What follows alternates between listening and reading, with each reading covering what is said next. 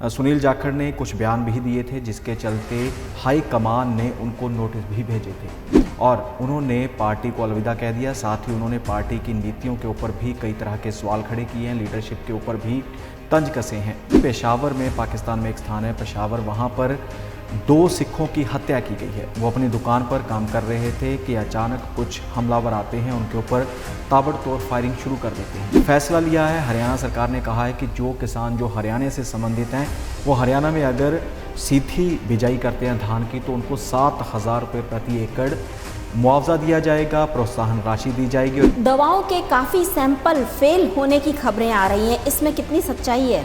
वंदना जी, केंद्रीय औषधि मानक नियंत्रक, इन्होंने सैंपल लिए थे पूरे देश भर से, दवाओं के सैंपल लिए गए थे, जिसमें 11 से 64 दवाएं थी। इसमें से 27 सैंपल फेल हुए हैं। शुगर की दवा हो गई, बुखार की दवा हो गई, जो रोज़ाना लोग यूज़ करते हैं वो दवाएं हैं जिनके सैंपल फेल हुए हैं।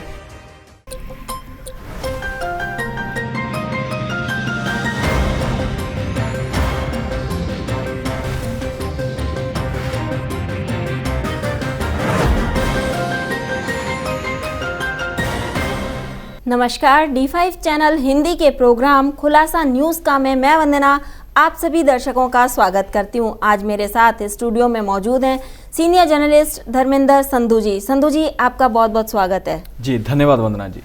धर्मेंद्र जी, कल ही खबर आई है कि सुनील जाखड़ ने पार्टी छोड़ दी है, क्या है वजह? बिल्कुल वंदना जी, सुनील जाखड़ ने पार्टी छोड़ी है, लेकिन इससे पहले आपको बता दें कि आज शहीद सुखदेव थापर का जन्म दिवस है। इसी के चलते 116वां जन्म दिवस है और उनका जन्म हुआ था 15 मई 1907 को।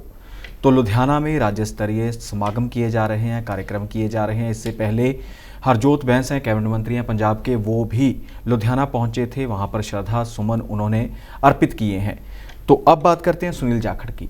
सुनील जाखड़ ने कांग्रेस को अलविदा कह दिया है। पिछले लंबे समय से खींचोतान चल रही थी कांग्रेस के बीच में, तो इसी के चलते सुनील जाखड़ ने कुछ बयान भी दिए थे, जिसके चलते हाई कमान ने उनको नोटिस भी भेजे थे। लेकिन अब उन्होंने फेसबुक पर लाइव होकर तकरीबन आधा घंटे से ऊपर वो लाइव हुए और उन्होंने पार्टी को अलविदा कह दिया। साथ ही उन्होंने पार्टी की नीतियों के ऊपर भी कई तरह के सवाल खड़े किए हैं, लीडरशिप के ऊपर भी तंज कसे हैं। और साथ ही इसके बाद अब पंजाब में सियासत और भी गर्मा चुकी है।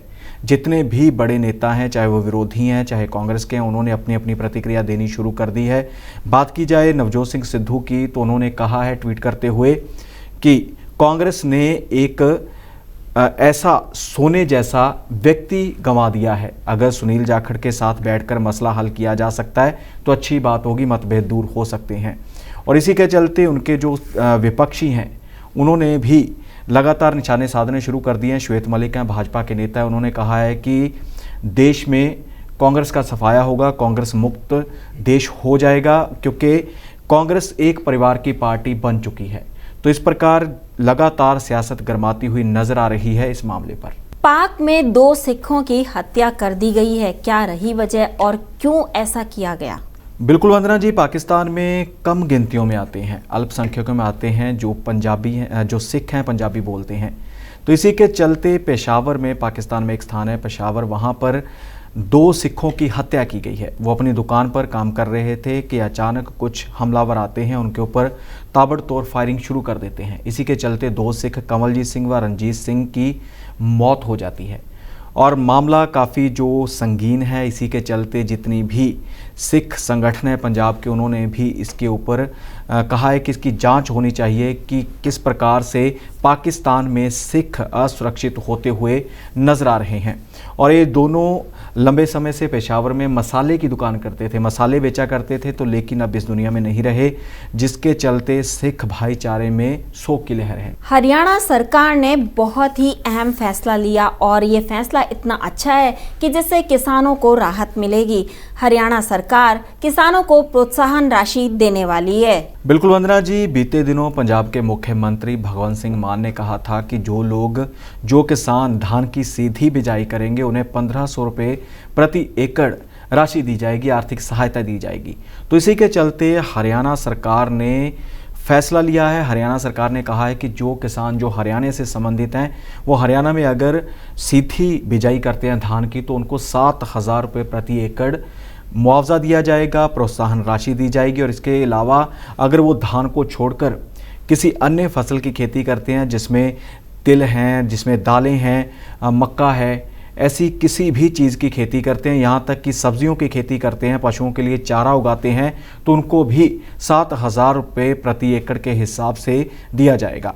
क्योंकि रोहतक की बात की जाए तो रोहतक में काफ़ी बड़ा जो एक आंकड़ा रखा गया है, 2908 एकड़ पर वैकल्पिक फसलें जो बीजने का विकल्प रखा गया है। हिमाचल में मौसम का मिजाज बदलने जा रहा है। वैसे भी मौसम ने करवट तो ले ही ली है। कैसा रहेगा हिमाचल में मौसम का मिजाज? वंदना जी, हिमाचल हो, हरियाणा हो, पंजाब हो या फिर देश के अन्य हिस्से हों, उनमें गर्मी का कहर लगातार जारी है। इसी के चलते पंजाब की बात की जाए तो 47 डिग्री से ऊपर टेम्परेचर पहुंच चुका है। तेज़ हवाएं चल रही हैं लेकिन गर्म। इसी के चलते हिमाचल प्रदेश में आने वाले 3 दिनों में मौसम का मिजाज बदलने की संभावना है। 15 से 17 मई तक वहां पर ओलावृष्टि हो सकती है, तेज आंधी आ सकती है और भारी बारिश जो ऊपरी हिस्से हैं उनमें होने की संभावना जताई जा रही है। और साथ ही वहां पर येलो अलर्ट भी जारी कर दिया गया है। तापमान की बात की जाए तो शिमला का तापमान अधिकतम 8 डिग्री तक पहुंच चुका है और वहीं पर हमीरपुर, कांगड़ा, बिलासपुर, चंबा, धर्मशाला व सोलन का तापमान 35 डिग्री से ऊपर चल रहा है। तो इसी प्रकार अगर हिमाचल प्रदेश में बारिश होती है, वहाँ पर मौसम का मिजाज बदलता है तो उसका असर पंजाब के ऊपर पड़ेगा, हरियाणा के ऊपर पड़ेगा। तो राहत भरी खबर है कि 3 दिन तक मौसम बदलने की संभावना है। दवाओं के काफी सैंपल फेल होने की खबरें आ रही हैं, इसमें कितनी सच्चाई है? वंदना जी, केंद्रीय औषधि मानक नियंत्रक इन्होंने सैंपल लिए थे, पूरे देश भर से दवाओं के सैंपल लिए गए थे जिसमें 11 से 64 दवाएं थी, लेकिन इसमें से